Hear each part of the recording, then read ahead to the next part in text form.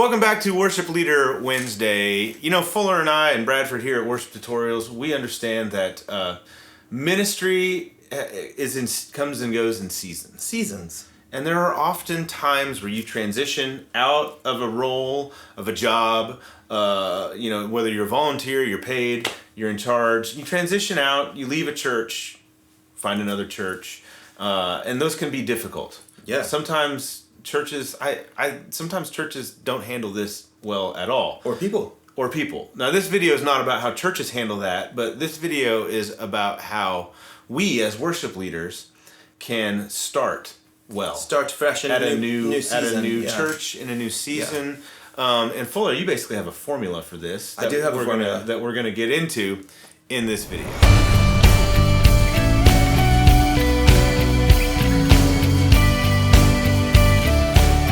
You might be transitioning into a new role at a new church. Yeah. You know, maybe you just got hired. Yeah, and we're gearing this towards worship leaders who are kind of coming in and taking over, right? Yes. So, I mean, you can also apply this as a person just kind of like joining the team, but this is specifically for those of you who are kind of leaving and going into a new season at a new church where you're in charge now. So you're kind of walking in ground zero.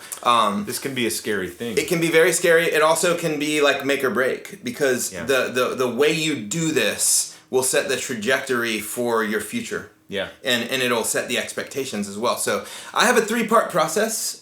We talk about this in the worship manual, but we're going to give you kind of the Cliff Notes version of this. The first thing to do is nothing. Yeah. Which is probably the last thing you want to do. Yeah, you've already got a list of all the stuff you want to do. A lot of ideas, and you might have talked to the leadership of the church about your ideas, and they may be excited about them. That's right. But don't go in there guns a-blazing, bull in a china shop. You got to remember that you're shooting your own eye. You're dealing with people. So the very first part of the process to me is the observation phase. Yeah. Like get in there and just observe. Yeah. Watch. Ask questions, get to know people, meet people, see how things are done, see what's working, see what's not working. Yeah, I used to be a youth pastor in church in Oklahoma. And my pastor at that church, Pastor Paul was he was like this wise sage Yoda old man, right? And he was a really great mentor to me, and he told me this story one time. And you always hear about like churches that split over the color of the carpet. Right. Like that is the thing that people use to talk about how petty people can be, right? In church. But this was legitimately a story about a young pastor who was hired and was subsequently fired over the color of the carpet. That happens. And so this was what the story that Pastor Paul shared with me was.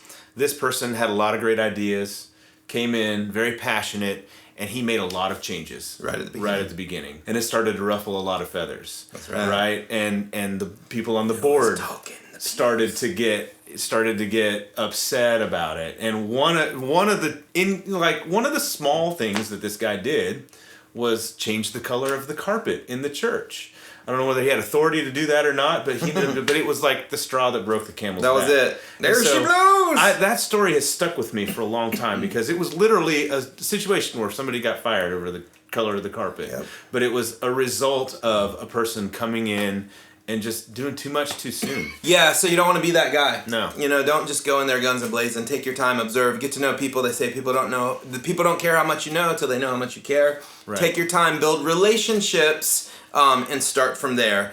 Save all your ideas for later. You gotta earn credits. You don't have time. You gotta earn credits. Yeah. You're there for the long haul. You're not a consultant. You don't just come in there and change things then leave. Right.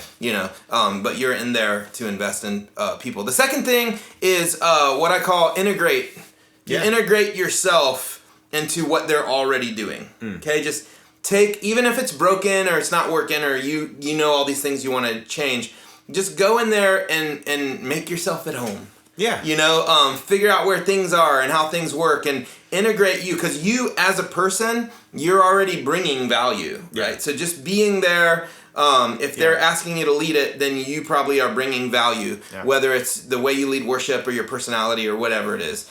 You're already bringing value just by integrating into the system. And part of that is integrating into relationships with people. Mm-hmm. And that's going to be probably the most valuable thing that you do is you develop relationships with people because ministry lives and dies because of ultimately because of what the Lord does and the Holy Spirit, right? But like the nuts and bolts of how we do ministry is it rises and falls on our leadership and our ability to form relationships with people. It's all about people. Yeah. And we say all the time in these videos that people over process. People are the most important. So in this observing and integrating sort of phase, right, as you enter into a new thing, take the time to develop meaningful relationships with people, not just surface level, hey, how you doing, whatever, like meaningful relationships with the people on your teams and on your staff especially. And you might have to swallow your pride during this part because you're integrating yourself into a system that you probably will end up changing, and it might not be the way you do it or the way you want to do it right away. You probably are. The whole time you're thinking, oh, I can't wait to change this. But that's okay. Like, just marinate on it and like ease your way in there. And so the third final tip is what I call innovate. Yeah. This is where you can do all the things you want to do now, but you shouldn't. Right. This is like when you start. Yeah, because you have no frame of reference. There's nothing more annoying than someone walking in there for the first time and going, we're going to do this, and this. And you don't know the history. You don't know why things are done. It's like, you change the carpet, but what you might not know is the lady who donated that carpet was the founder of the church. And, it had a very special place. And you don't know what's attached to it. Yeah. And you think, oh, I'm changing the color of carpet. Well, maybe there's more to it. Yeah. You don't know. There probably isn't, but don't you want to know first? You should know. And so once you learn the boundaries, you start innovating. That's where you can start. You've earned people's trust. You've proven yourself, and then you can start really like adding new things or changing new things or getting rid of stuff or tweaking stuff, or like as a worship leader, it's often changing the song list. Yeah. If your first Sunday on the job, you do 4 songs no one's ever heard. That's a bad That's day. not smart. That is not smart. It's not wise. Do the songs they're doing. Yeah. Even if you've never heard them, right. you gotta own that. So as you start innovating, you will, you're gaining trust with people, you're building relationships, you kind of know the boundaries, you know where people are, and then you can start innovating properly.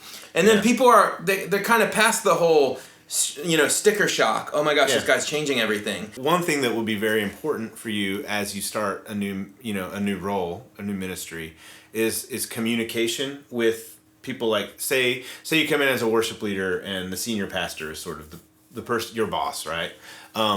Communicate with that person. Let them know, like, this is my plan. Your big I ideas. don't want to come in. Well, let them know your big ideas, but also let them know, like, I think it's going to be wise to just get to know everybody first. That's because you might have pastors. You could be in a situation where people are like, they bring you in to make changes. Right? And so they're waiting. They're expecting that to happen. Well, why aren't you doing anything? Yeah, but what you don't want to have happen is like your pastor wants you to do this all, but you don't want to come in and like turn your entire team and in many cases congregation against you. There are wise ways to go about making changes. That's good. You might also come in inheriting a lot of issues. You will. On Guarantee a team. it. It's not might. You will. Done. You will. And taking this process slowly is a really great way to set yourself up. The discovery phase. Right. To set yourself up to deal with inherited issues in a healthy way.